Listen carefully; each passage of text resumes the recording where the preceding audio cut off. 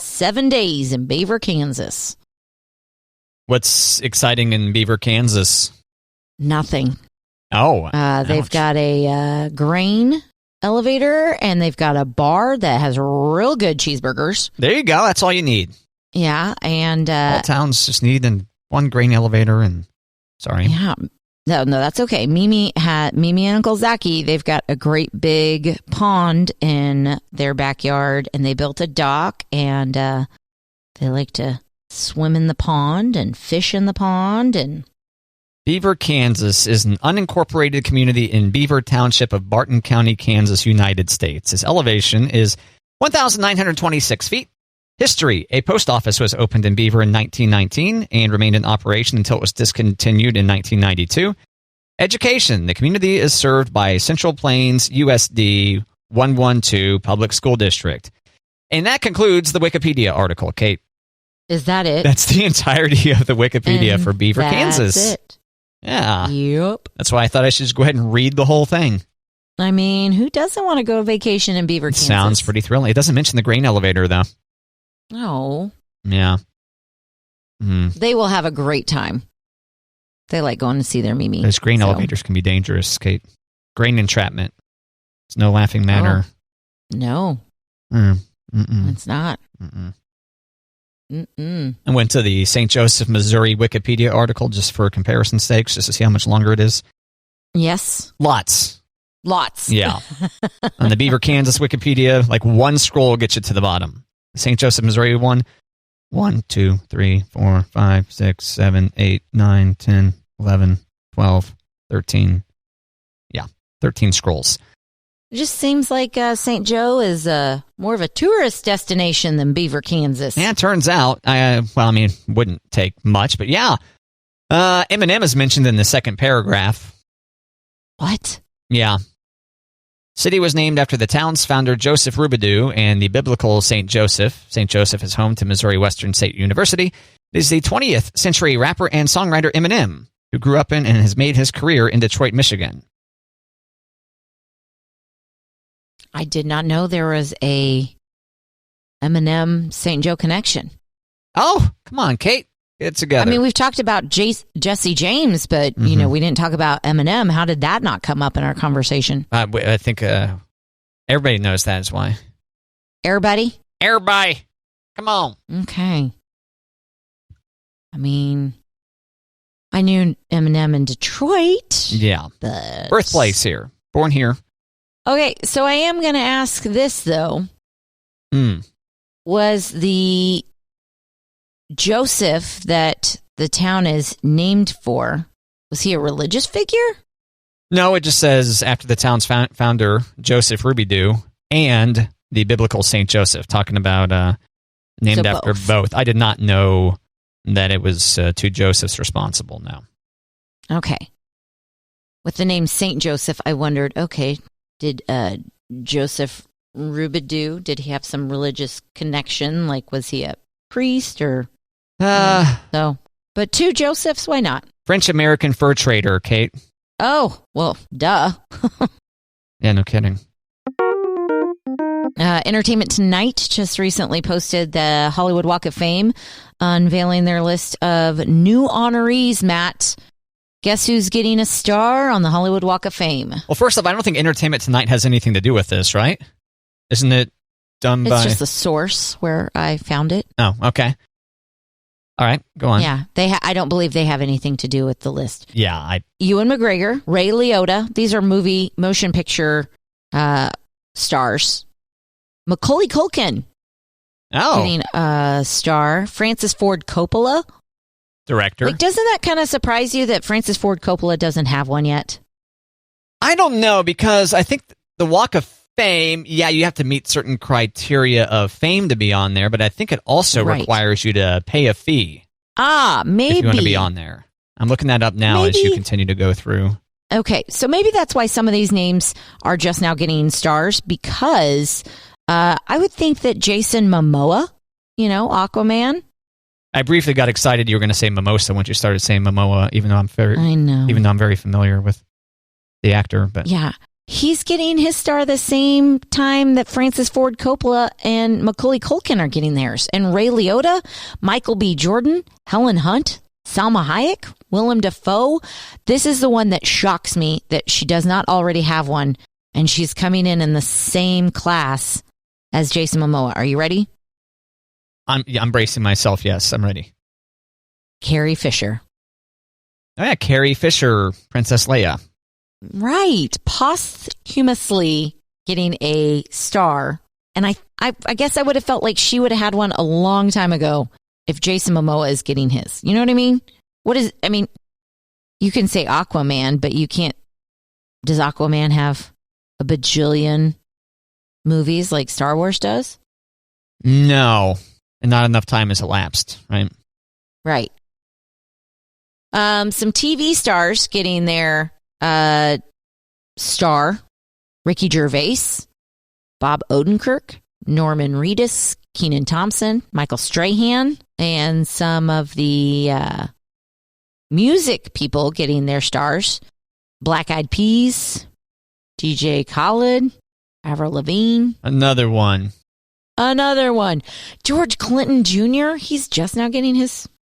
Martha Reeves and Nipsey Hussle is getting his. What do you mean just now? Is George Clinton Jr. the George Clinton from George Clinton in the P-Funk All-Stars or whatever? Parliament? Yeah. Parliament? Really? Yeah. I thought maybe that was his kid or something. I don't think so. Maybe. Let me check. I've never heard of his son. Click, click, clickety, click. Yeah. I searched for George Clinton and George Clinton, founder of P-Funk, to receive star on Hollywood Walk of Fame. So. Yeah. Yeah, it does seem like that should have been earlier. At the same time as Black Eyed Peas, like, without George Clinton, would there be Black Eyed Peas? And a lot of other groups, too. A fee of $50,000 payable at time of selection is collected to pay for the creation and installation of the star, as well as general maintenance of the Walk of Fame. The fee is usually paid by the nominating organization, which may be a fan club, film studio, record company, broadcaster, or other sponsor involved with the prospective honoree. So not necessarily coming straight out of the honor, the stars. Gotcha. Yeah. They're not soliciting so much, saying, you've earned this. Here, let's give you a star. It's people finally going, oh, yeah, Carrie Fisher's done. I mean, come on, with all the Star Wars people out there, she hasn't been nominated before and paid for. God rest her soul. Yeah. Yeah, she was great. Did you ever catch any of her stand-up or anything like that? Or check out her books? No, but I loved her in The Burbs. Never saw it. And what? Matt, Tom Hanks, Carrie Fisher, Bruce Dern. Trying to think of Corey Feldman. I've heard of it for what it's worth. 1989, American dark comedy. Yeah, it's great. Huh. The show that she was working on when she died in London. I'm trying to think of it. Star Wars. No. Oh. It was like a sitcom on Amazon. Catastrophe. I'm trying to think of it. I did see her Wishful Drinking. I take that back. Catastrophe. She played the mom on Catastrophe. Yeah, Wishful Drinking is hilarious. Like an hour-long stand-up special, something like that, right? Yes. She's talking to almost like a small room of people. Yes. Yeah. I did see that. I liked Carrie Fisher a lot. And doesn't she pretend that she dies of a heart attack at the end of that special? Doesn't she just drop dead, kind of? Yeah. It's part of the special. Yeah. And then turns out in real life. Is it a heart attack she died of? It was a heart attack, but they found trace amounts of cocaine. That may have helped get her there, yeah. That, I know. And for someone who is talking about being sober, was not sober. Don't do drugs. So, don't do drugs, kids. Don't do it. A lot of people think caffeine's a drug. A lot of people, I think we've talked about how cookies have the same effect on your brain as drugs. Did we? You're like, yeah. It's that reward center. Cookies. I want another cookie. Less deadly. At least. Less deadly. Depends how many sleeves of Thin Mints. You've got to take down lots of cookies over a long period of time before they take you out. Yeah. I love playing Guess the Year. When somebody says, hey, A, B, C, and D all happened, name the year. it's always fun for me to go like, okay, well, I was this age when this happened, so this must be blah, blah, blah. Yeah, it seems like you're pretty good at it when we'll talk about an old movie or something. You're like, oh, yeah, that was 1994. I'm like, oh, yeah. Okay, you nailed it. Yeah, you're good at it. I feel like I'm probably not so hot at it, but... I don't know if I would nail this year if I was not making this little game for you. So I think here we go. We got ourselves a game. I think you're going to do well, especially with the movie and music references. Okay. Okay. And if I do have a final clue where I know you'll get it, so you'll be successful either way. Okay. Oh, because you're going to give me a clue that gives it away. Yes. The year before 1995. Let's not go that far back. Okay. Guess the year. Jay-Z and Beyonce get married. Okay. Taylor Swift releases You Should Have Said No. Okay. And major movie releases. Iron Man, Indiana Jones 4, whatever, the Crystal Skull, and The Dark Knight were all released. Really? In this year, Matt, name the year. I thought Beyonce and Jay-Z were before a lot of these items. Oh, man. The year 2008. Do you want the final clue? I take it that 2008 is the incorrect answer. Okay, yeah. The final clue is Barack Obama was elected president. Oh, so 2007? No, 2008. You were right. Oh. Okay. Yay. Yeah. You were right. It made me feel like I was wrong since you gave me the hint. No, I thought that would reaffirm your correctness. Be like, yes, I got it. 2008. Because the actual election happens every 4 years. Always ends up being an even number. So 2007 would not have been correct. Inaugurated 2009. I was fooled. Okay, well now I know that you're going to give me the hint regardless, which is good because we want to give the listener a chance. So. Right. Okay. Right. All right. I thought it would further your woohoo, I got it. So no, I just assumed that I was getting hints if I was incorrect. I don't think you were trying to fool me. Okay. Nope. But now I know. Now 2008. I know 2008. You nailed it. Yay. Well, that was enthusiastic. Yay. Is that better? Still not convinced. Could use some work. Okay. I'll practice. Practice for next time we do this game or other games. Okay. That was kind of short. Oh, I thought maybe there were additional ones. Oh, I didn't know if you... So I win 1 for 1 on Guess the Year. I got 100%.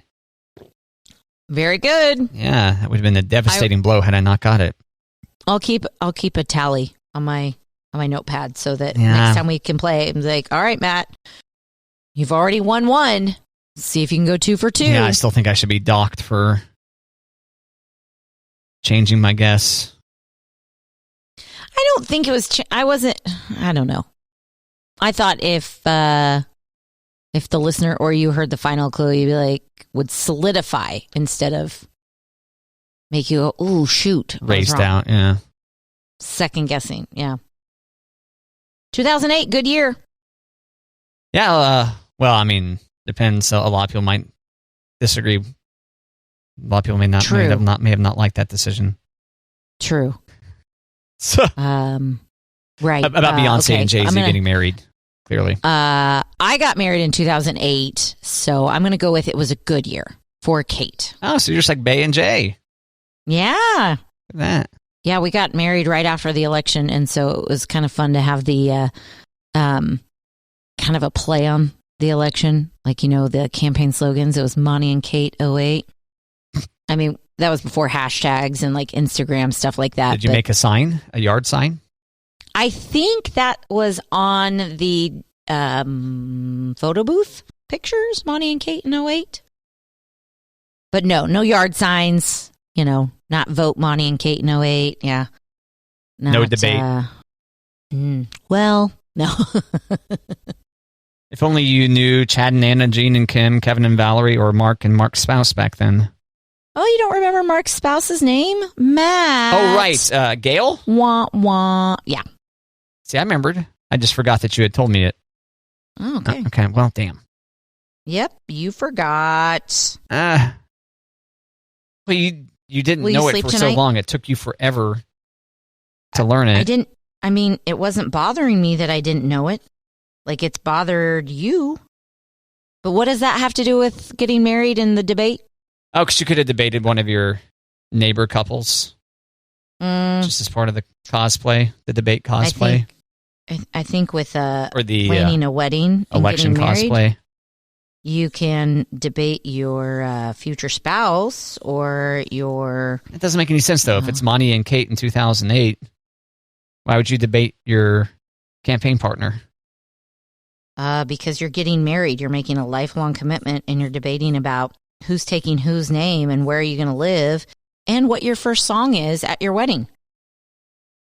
Lots of debates when planning a wedding.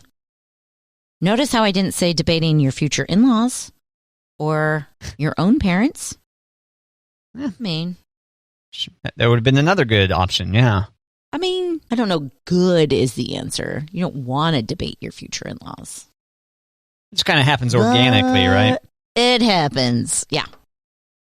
I take that back. I've never debated my in-laws, Now you're just sucking up because they might be listening.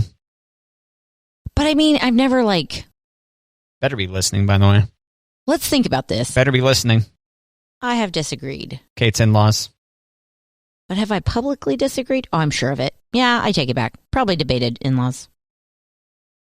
You just blacked it out. Yeah, never. Yeah, it happened and then it's over. Too many Trulies. Right. So, Matt, we're creeping up on 4th of July weekend, which means a lot of people are going to be hitting the road and doing some traveling. Yeah. Are you doing any road tripping? Good holiday. Yeah, I will be going to the lake, and I will be there for a while.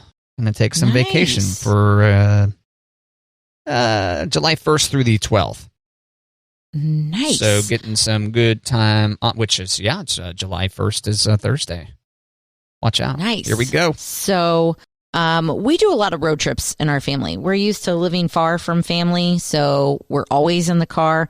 But we, with everything kind of in current times, we haven't been in the car for extended periods of time. So yeah, in my case, I think I'm going to be driving by myself for a total of 2 hours. Yeah. So I don't know if I necessarily qualify for road trip, but yeah. Anyway. If you were picking up some friends or riding down with your brother and or brothers and their kids or anything, but you count that as a road trip once there's just more than one person in the car? well, if why not? Okay, for whatever reason, it just popped in my head like, I wonder if there's a minimum length of time you got to be in the car for it to qualify as a road trip.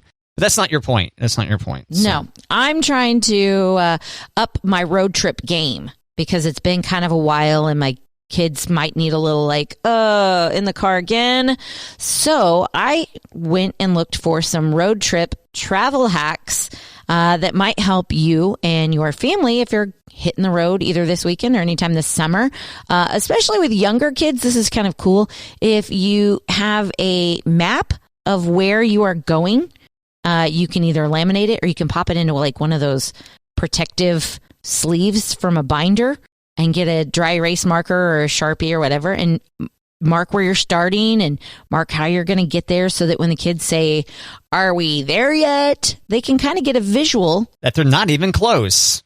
Yeah, and you still got to go all those inches before you get to where you're going. So I like this idea, especially since we've moved and we're taking different routes than we were used to for years, that my kids can kind of see the progress of how we're getting there and are we there yet? Plus, your kids are going to be driving age before you know it, and you'll want them to take care of all these road trips.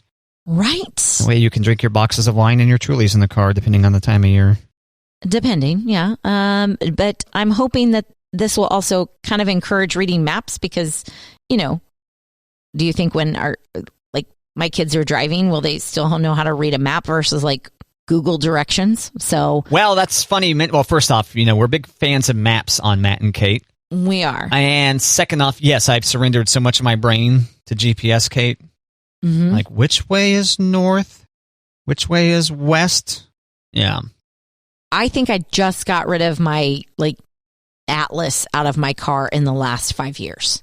I used to always have an Atlas in my car, and I used it quite a bit when I was living in DC. It was very helpful. And what year was that?